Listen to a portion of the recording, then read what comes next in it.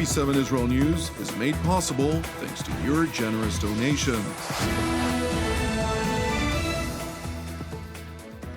Shalom and good evening. I am Ayan Hessen, and this is TV7 Israel News, broadcast to you from Jerusalem.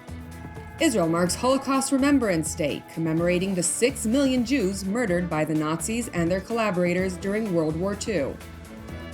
Israeli President Isaac Herzog pleads for national unity amid toxic domestic discourse.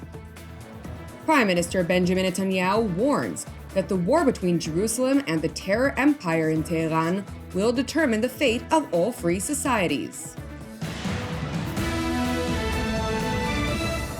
Israel marks its Holocaust Martyrs and Heroes Remembrance Day, commemorating the 6 million Jews murdered by the Nazis and their collaborators during World War II.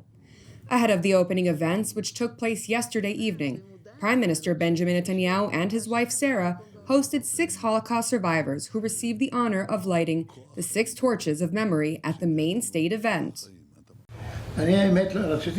I honestly wanted to forget the Holocaust as much as possible. Only after I retired from my work at Hadassah Hospital, I began to remember the Holocaust. There is a type of suppression when a human experiences a bad period. So, I suppressed it. And now, everything has once again woken anew. And I think that the fact that I'm sitting here now is a great moment in my life. I have 2 children, may they be healthy, and I have 3 grandchildren and 2 great-grandchildren. So, this is our victory. At a separate Holocaust Remembrance Day event hosted by the Ministry of Foreign Affairs, Israeli Foreign Minister Gideon Sa'ar honored the righteous among the nations, diplomats who utilized their power to save lives during the Holocaust. Between the righteous among the nations were also diplomats who deserve to be mentioned on this occasion. Angel Sanes Beris, a Spanish diplomat, together with an Italian named Giorgio Perlasca, saved many Jews by using the authority of the Spanish embassy in Budapest. Among other ways, by using the Spanish law from 1924, granting citizenship to dissidents of the Jews expelled from Spain in the 15th century. Aristides de Souza Mendes, the Portuguese consul in Bordeaux, France, who issued 10,000 visas of his country to Jews. This was in violation of his government's orders, and it saved them.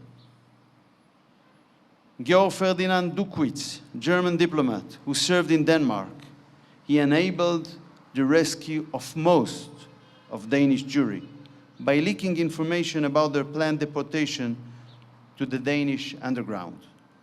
He secretly secured the Swedish government's agreement to receive them. These 3 names are mentioned here on this wall. Meanwhile, at the main event at Yad Vashem Holocaust Memorial Museum, Israeli President Isaac Herzog addressed those in attendance, highlighting conversations he held with Holocaust survivors who've unanimously urged him to call upon the nation of Israel to unite in the face of toxic domestic discourse. They sit with me at the president's office, the dearest of people who witnessed the most horrific atrocities. Some also suffered loss in separate wars. Perhaps surprisingly, or not, they all radiate faith, optimism, and extraordinary inner strength. And all of them, everyone, in their multitudes, have one request, one demand. We remember the darkest days, they tell me, the most terrible deeds. Our loved ones who were slaughtered, burned, tortured to death. We remember a loneliness beyond words, no personal home, no national home. And now we have been blessed with a wonderful country built with blood, sweat, and so many tears.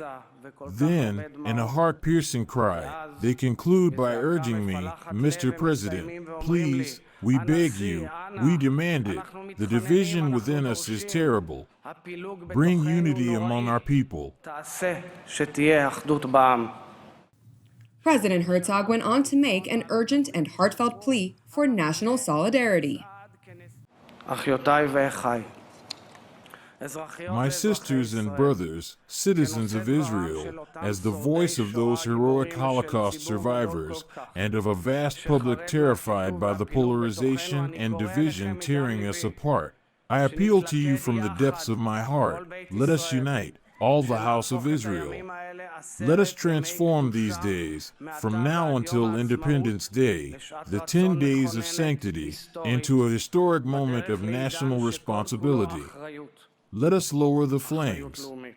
Let us mend our hearts. Let us not allow the poison of social media or the experts of incitement and polarization to seize our national soul and destroy us from within. Let us mourn together, yearn together, let us hurt together, and yes, today as well, let us stand tall together. The Israeli president further asserted a dire need for prayer for the 59 hostages who remain in Hamas captivity, calling for their immediate release. Prime Minister Benjamin Netanyahu, for his part, stated that as opposed to the Holocaust, when 6 million Jews were led helplessly into pits of death, today, Israel and its forces stand strong against all threats aimed at the Jewish state.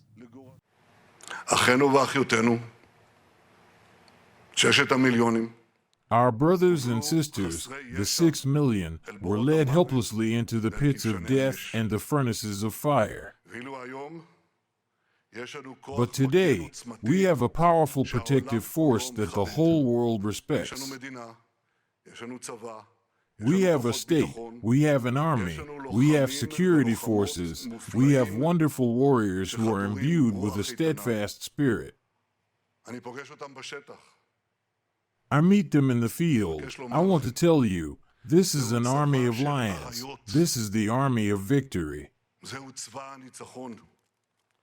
Our warriors represent the life force of our people, a people that time and again rises from the abyss and blooms anew. A year and a half after the horrific terrorist attack on October 7th, we are systematically crushing the stranglehold of the axis of evil. We do not forget, not even for a moment, the cruel atrocities committed by our enemies. At the beginning of the war, the German Prime Minister, the German Chancellor Schulz, visited here. After seeing the atrocities, he also saw the video. He told me, the Hamas murderers are just like the Nazis. Indeed, they are just like the Nazis.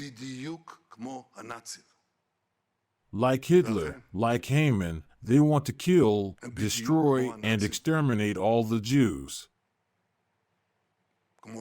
They openly declare their intention to destroy the Jewish state. It will not happen. We are determined to destroy the Hamas monsters, the monsters who committed the most brutal massacre among us since the Holocaust. There will be no Islamic caliphate with a terrorist army on our border, not in the south, not in the north, not in Judea and Samaria.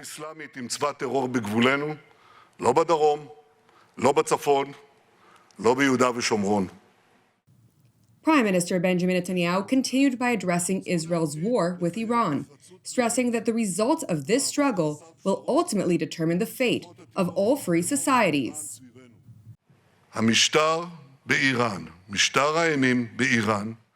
The regime in Iran, the regime of terror in Iran, is a threat to the fate and existence, not only to our future, but to the fate and future of all human society.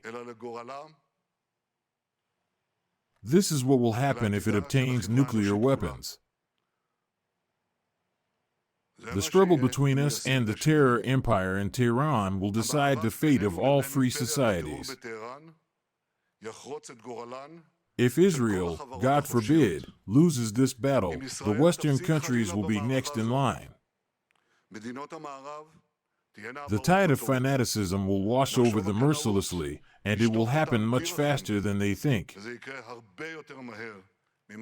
But Israel will not lose, Israel will not give up, and Israel will not surrender. This is my mission as the Prime Minister of Israel, and this is the mission of all of us, all of Israeli society in all its parts. We will continue to defend ourselves persistently. We will continue to defend ourselves stubbornly. We will continue to defend ourselves with power. And I say these things because what are fine words worth about the victory of enlightenment over barbarism if in the moment of test you are not ready to fight and you surrender to the barbarians? We will never surrender. Victory requires resilience. Thanks to resilience and cohesion of us all, your citizens of Israel, we have already achieved great achievements. And thanks to resilience, we will achieve further achievements until victory is achieved.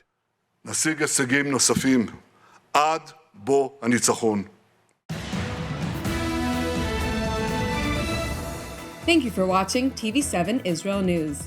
I would like to encourage you to support TV7 Israel.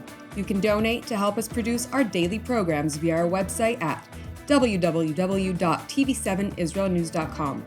Keep praying for the peace of Jerusalem. I am Maayan Hesed, wishing you an Erev Mevorach, and we will see you during our next update. Until then, Shalom from Jerusalem.